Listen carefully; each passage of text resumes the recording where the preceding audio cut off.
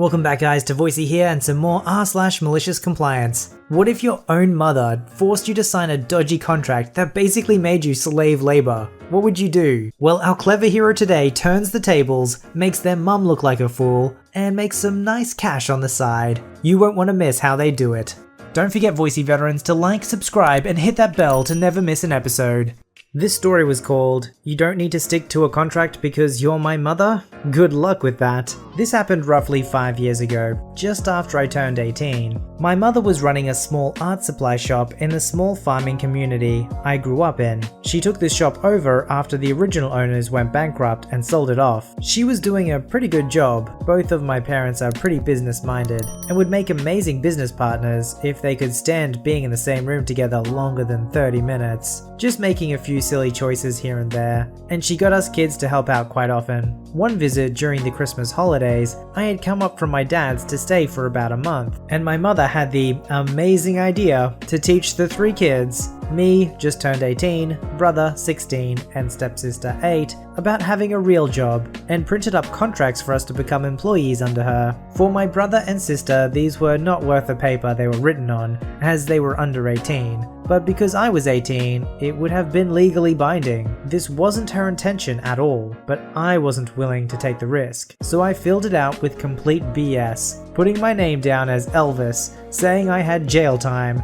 drawing a cat as a signature, etc. She went nuts at me. I was apparently being disrespectful and childish, and when I tried to explain myself, I was told to shut up and to not talk back to her. The convo would go word for word. "How could you do this? Why would you do something so stupid?" Because I'm— "Shut up, I'm still talking." After this, it was dropped, and everyone carried on working like normal. Then I started to notice small and stupid things mum would yell at the kids for. They come in from lunch 5 minutes late. They are in breach of contract. A friend comes in and talks to them for 2 minutes. They are in breach of contract. They want to go to the movies with a friend and have a proper holiday for a day. You're in breach of contract. This is when I decided to read the contract. I didn't before as I had no intention of signing it, and it was ridiculous. Pay was minimum wage, travel cost plus food cost, and came out to like $5 New Zealand a week. No days off unless you were seriously sick. 30-minute lunch break in an 8-hour day. No personal communication during work hours. No food or drink while working. Arriving late and leaving early would be penalized, and these were the worst ones I can remember. I decided this was total BS and I needed to teach her something. So using my limited legal knowledge from my IT degree, I rewrote the contract. Minimum wage with travel reimbursed. Paid day off for something as little as a cold. 1-hour lunch break. Personal conversation allowed as long as I'm working at the same time. Leaving and arriving 20 minutes late or early caused no penalty. Also, due to my IT qualification, any hour I do in IT related work gained double pay, even if it was just for 5 minutes. Contract became void after 2 weeks. I was due to go home in 3. I took this new contract to my mum at the end of the week. "Mum, I'm sorry for being a pain about the contract." So I read through it, corrected some mistakes I could see, and signed it for you. "Oh, thank you. I'll get that signed immediately and we'll start on Monday." To my brother and sister, "See, this is good to learn. I purposely left some mistakes for you to find, but neither of you read your contracts. Always read your contract carefully." Sure enough, she signed it without reading it, gave me a copy, and I was employed for a few weeks. When it came time to hand in our hours and get paid, my brother and sister went first. They got their $5 and were happy. When my turn came,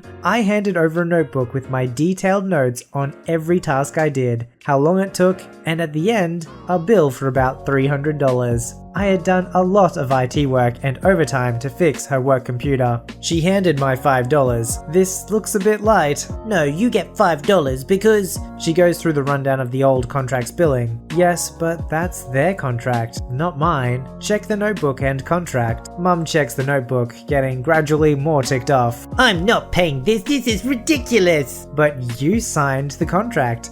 "You agreed to it," hands her a copy of the signed contract. She reads the contract, then refuses to pay it, as she is my mother and this is stupid, and rips it up, then leaving with my siblings, leaving me to make my own way home. I got a ride home in a cop car. I asked a favor at the station, since I wanted my mother to learn a lesson, but I didn't want to go to court or anything. She was told that the law is on my side. Me and my mother are both over 18, and the contract is legally binding. She can either pay me the $300, or I can take her to court over refusing to pay an employee. I got the $300. We didn't speak for over a year. My dad and Nana laughed with me when I told them. Moral of the story, always read a contract before signing it. I do wonder if the siblings really did learn their lesson, not because they were forced to do this task their parents wanted, signing this contract, blah blah blah, but more because they saw that their mum was a complete hypocrite. She didn't read her own contract, and she wasn't holding to the contract that she signed and agreed to.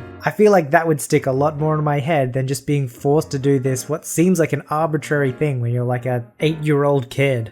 This story was called, "No Karen, you are not getting a 20% discount this time or ever again." I work at a restaurant that is part of a country club. Members pay $45K initial fee plus $500 a month for their membership. Attached to the club is a nice resort with approximately 600 rooms. People will charge their bills either to their 4X member account or to their 3X room number. Members get a 20% discount. Resort guests don't get a discount. Karen lives at the resort permanently, always charges her bill to her room, 3X number, but demands a member discount saying she is a member.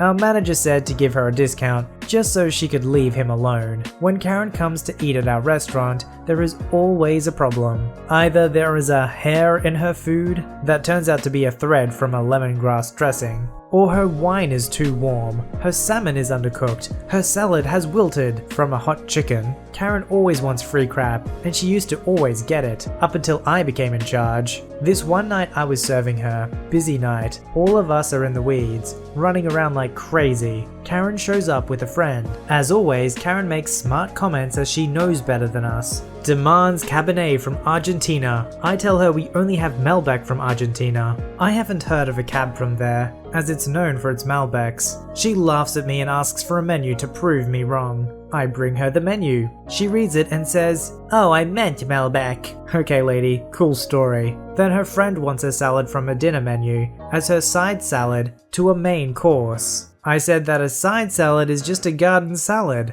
If you want to upgrade to one of our specialty salads, it's an upgrade, and I'll have to charge for it separately. Karen starts arguing, and I tell her I'll just add another $2 for an upgrade instead of charging her a whole $12 for that salad. Despite being in the weeds, I made sure to come back to them more often because I know what a particular guest she is. At the end, she says what a great service I have provided and tips me 10% instead of 20% that I get from virtually everyone else. Despite the fact I didn't charge her another $10 and that I gave her a 20% member discount before she asked for it, and she also said she liked the service. That's when I said, no more. I'm actually a bartender, and therefore I'm in charge when the manager is not there. Now that he quit, it's only me and another bartender that are in charge of the FOH until we get a new manager. Every member of the staff is sick and tired of Karen because we've all had the pleasure to serve her. I told everyone not to give her a discount anymore and refer her to me if she protests. Sure enough, next time she comes in,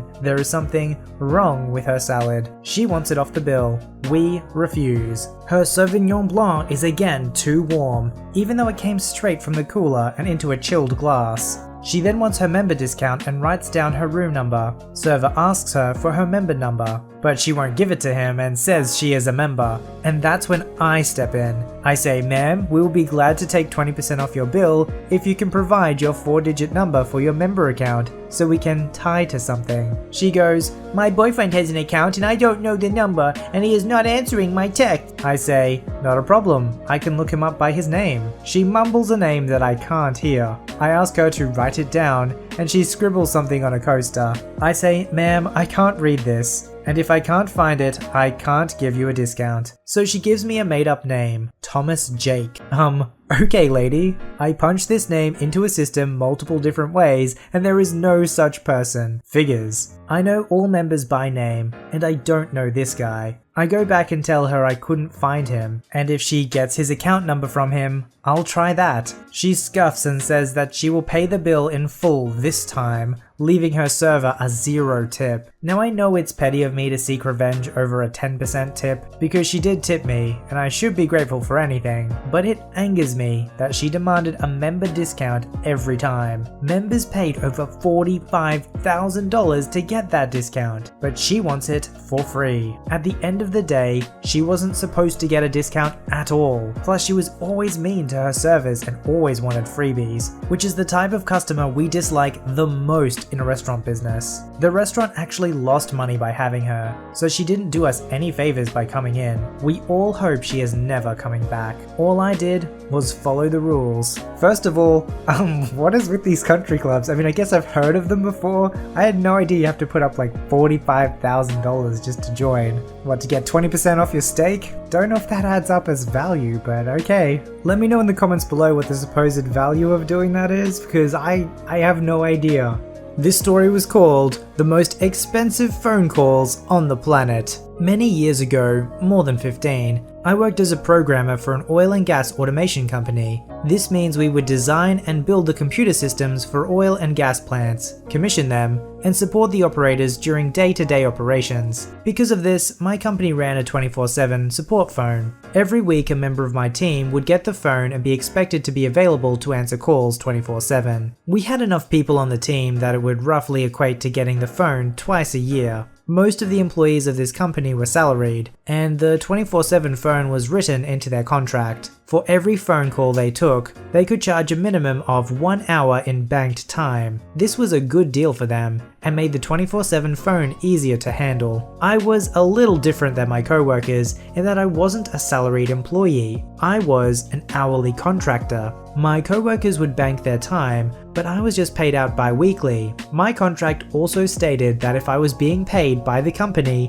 I had to be available exclusively to the company. This was added by their HR department because a few years before they caught an hourly contractor running side jobs for other businesses at his desk. This also meant that if they wanted me to be available exclusively to the company, they had to pay for my time. For 2 years, I knew the 24/7 phone existed, but had never had to take it because, according to my contract, if they wanted me to be available, they had to pay my hourly rate after normal work hours to ensure that I was available to answer the phone when it rang. Then, as in most corporate stories, my completely awesome manager left for greener pastures and was replaced with an absolute tool. After a month of being in the office, he decided it wasn't fair that everyone took turns on the phone except for me. He declared that I would be put in the rotation effective immediately. I didn't want to cost the company a ton of money, so I tried to explain that if I'm on the 24/7 phone,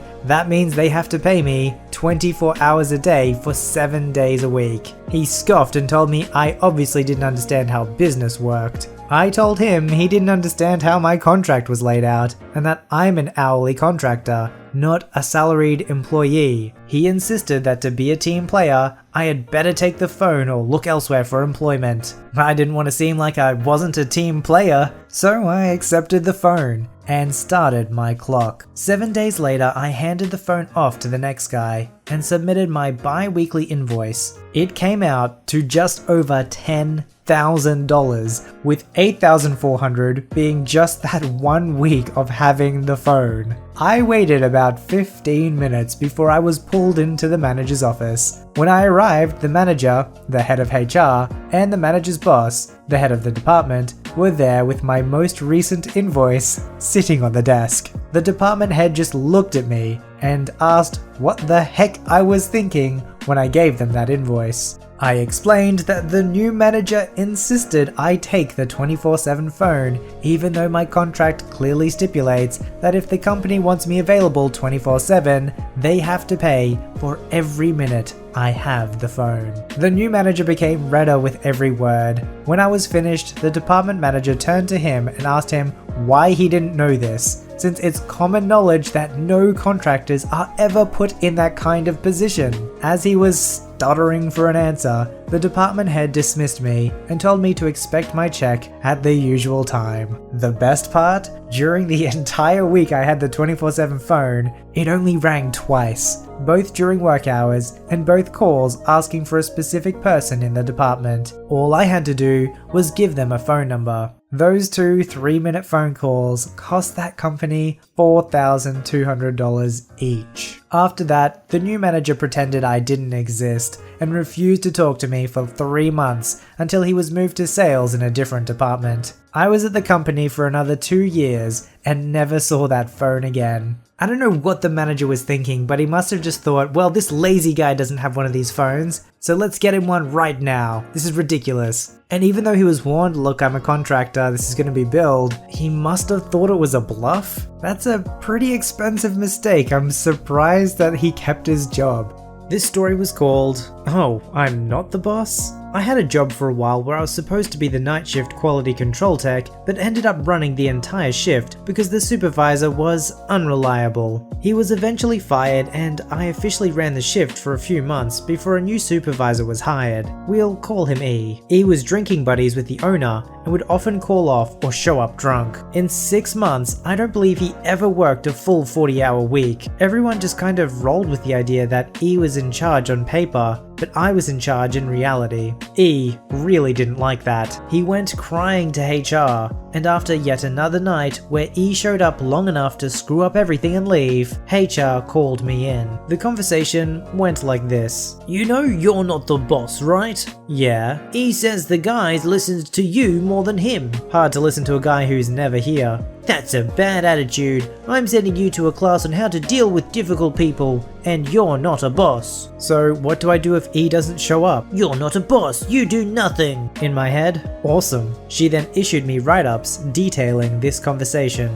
2 nights later, E calls off. I listened. The second shift supervisor calls me into the office to tell me what's going on and have me set the schedule. I'm not a boss. He asks me if I'm going to call the production manager. I told him to. No answer. Big surprise. And he tried calling a few other managers. No answer. Workers are coming in. What are we going to do? Don't know. I'm not a boss. The second shift supervisor set the schedule and left. He didn't get paid enough to deal with this either. The supervisors were the only ones with machine lock codes to fix faults. Press goes down. I'm not a boss. Hey, I need tooling only the supervisor can issue. I'm not a boss. I need paperwork not related to quality. Not a boss. Finally, my senior operator got fed up with sweeping. This is about 3 hours after his lathe went down on a simple error, and asked me for HR's number. Now that I can definitely do. Dial 9 for an outside line. He called her repeatedly for close to half an hour before she answered. He told her to get her butt up to the shop and hung up. The whole shift, at this point nothing was running, sat in QC for about an hour before she showed up. Why is nothing running? I'm not a boss. Well, where's he? Called off. Well, then you're in charge. I reached into my desk and pulled out the training slip and write-ups she gave me earlier. Not according to these. I didn't mean it like that. Then you shouldn't have wrote it like that. What will it take for you to forget that conversation? An apology, cancel my class, and next time that alcoholic comes crying to you, tell him that we'll all start treating him like he's in charge when he starts acting like it. After the most insincere apology I have ever heard, I got everything running again and never heard anything about it again. That's the great thing about malicious compliance. It's like either way you win. Either you keep running things like how they're supposed to be run, or you do what they say, in which case you do nothing and see the sweet, sweet consequences. Post your stories, memes, and fan art at r/VoiceyHere. Don't forget to like, subscribe, and hit that bell to never miss an episode. Alright, Voicey veterans, I'll see you in the next one.